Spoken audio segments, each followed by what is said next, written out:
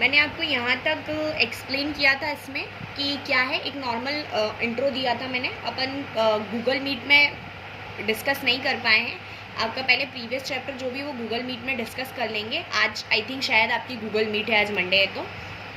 And here यहाँ से हम देखते हैं, सबसे मेन टॉपिक यही है अपना इस चैप्टर के अंदर, जहाँ से अपने को स्टार्ट करना है। Principle of object oriented programming. In general, object-oriented programming OOPs refer to the programming with object in which programming task is breaker into object. Object-oriented programming का मतलब ये होता है कि जिसके अंदर ऑब्जेक्ट को मेन कहा गया है। मतलब जैसे हम यहाँ देख रहे हैं, क्या बोल रहे हैं कि in which programming task broken into object, जिसके अंदर प्रोग्राम टास्क को आप ऑब्जेक्ट की टाइप्स में डिवाइड कर सकते हैं। जैसे फॉर एग्जांपल कौन कौन से feature, object, class, data abstraction, inheritance, polymorphism, dynamic, message passing. First हम डेटा एनकैप्सुलेशन देखेंगे। When we work on any data we focus only on the output provide by it. जब हम डेटा एनकैप्सुलेशन की बात करते हैं तो जब हम किसी भी डेटा एनकैप्सुलेशन में कोई भी वर्क करेंगे तो हमको सबसे ज़्यादा ध्यान किस पे देना है, आउटपुट में, कि जो हम कर रहे हैं उससे क्या मिल रहा है, हमको क्या आउटपुट मिल रहा है ना। जो हम कर रहे हैं वो प्रोसेस नहीं, पर हमको उससे क्या मिलेगा, इस पे ध्यान देते हैं हम डेटा एनकैप्सुलेशन में।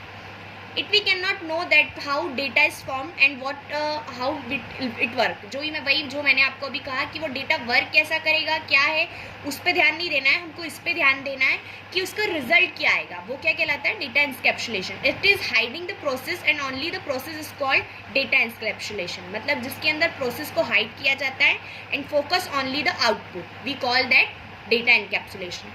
In data encapsulation, data member and the method are put by only one unit or classes wrapping.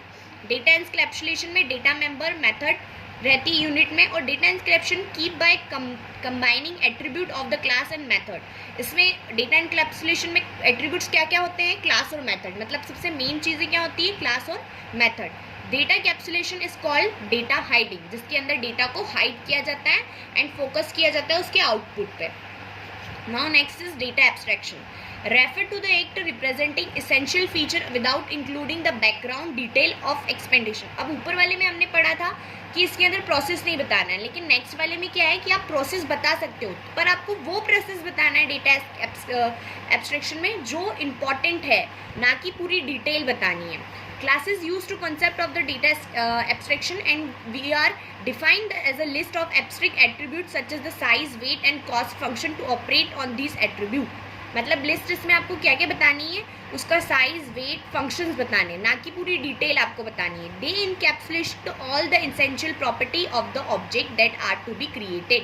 ये बहुत इंपॉर्टेंट होता है। क्यों इंपॉर्टेंट होता है, क्योंकि यही ऑब्जेक्ट बताता है, और हम यही पढ़ रहे हैं कि ऑब्जेक्ट क्या है हमारा, ठीक है। The attribute are sometimes data member because they hold the information. The function that operate on these data are sometimes called the method, और sometimes वो method कहलाती है, sometimes information हो जाती है। ये 2 points are the main important। इस chapter को हम यहीं से पढ़ना स्टार्ट करेंगे, क्योंकि these are the main part। तो principle of object programming book exam में भी आपसे ये वाला पार्ट ज़्यादा पूछा जाएगा। ओके नाउ आज गूगल मीट में हम डिस्कस कर लेंगे आपको क्या प्रॉब्लम है क्या नहीं, फिर हम और आगे बढ़ते हैं, ठीक है। Thank you.